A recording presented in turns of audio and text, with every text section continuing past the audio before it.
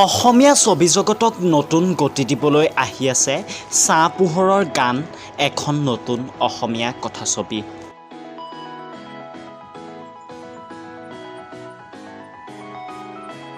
দেওবাৰে শুভ মুহূৰ্তত সম্পন্ন হয় নতুন অসমীয়া কথাছবি ছাঁ পোহৰৰ গানৰ। গোলাঘাট জিলাৰ খাদৌ পথাৰত এক আড়ম্বৰপূৰ্ণ অনুষ্ঠানৰ মাজেৰে ছবিখনৰ মুহূৰ্ত সম্পন্ন হয়।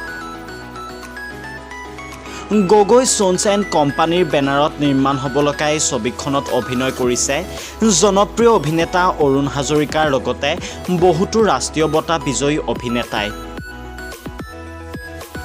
বিগত 6 মাহ ধৰি শ্বুটিং চলিব লগা ছাঁ পোহৰৰ গান চিত্ৰনাট্য কৰিছে ৰাষ্ট্ৰীয় বঁটা বিজয়ী নাট্যকাৰ দেৱজিৎ ৰাজখোৱাই আৰু প্ৰযোজনা কৰিছে গোলাঘাট জিলাৰ সমাজকৰ্মী পৰেশ গগৈয়ে।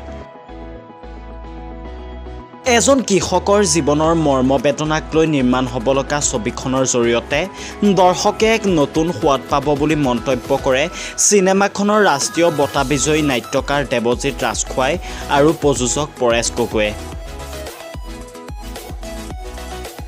যিখন চিনেমাৰ নতুন শুভ মুহূৰ্ত আছে, কি ক'ব চিনেমাখনক লৈ?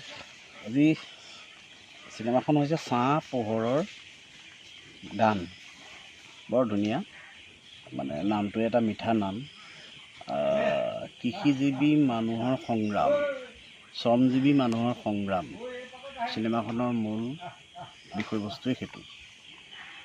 আৰু তাক লৈ পেলাই শ্ৰমজীৱী মানুহখিনিয়ে যিটো কৃষিজীৱী মানুহে যিটো সপোন দেখে, সেই সপোন ক'ৰবাত মষিমূৰ হৈ যায় কিবা কাৰণত, অকাল দুৰ্ভিক্ষ, বানপানী, কিবা কিবি তেনেকুৱা ধৰণৰ বহুতো সমস্যাৰে মানে তেওঁলোকে মুখামুখি হ'বলগীয়া হয়। তাৰ বাবে জীৱন যাত্ৰাত মানে জটি পৰে।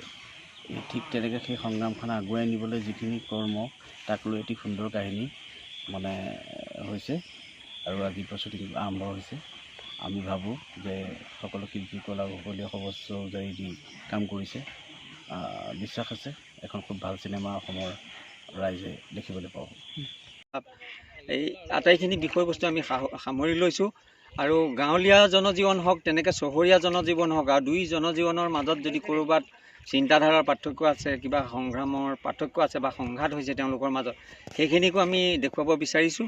গতিকে আমি আশা ৰাখিছোঁ সকলো স্তৰৰ যুৱক যুৱতী বা শিশু সকলোৱে চাই ভাল পাব পৰা চিনেমা এখন এই ছাঁ পোহৰৰ গান হ'ব বুলি মই আশা কৰোঁ। আচলতে কাল্পনিক জনজীৱনক বা কাল্পনিক চৰিত্ৰ লৈ পেলাই আমি ব্যস্ত থকাতকৈ আমি ভাবোঁ আমাৰ যিসকল চহা খেতিয়ক হওক, টাউনত বসবাস কৰা লোক হওক, সকলোৰে এই সমস্যাবোৰৰ দ্বাৰা জৰ্জৰিত হৈ আছে। এই সমস্যাবিলাকক সেইকাৰণে আমি দাঙি ধৰিব খুজিছোঁ। আমি কাল্পনিক চৰিত্ৰবিলাক বা এনেই অকল ৰোমাঞ্চিত কৰা, আনন্দ দিব পৰা চৰিত্ৰতে আমি ব্যস্ত থাকিব খোজা নাই।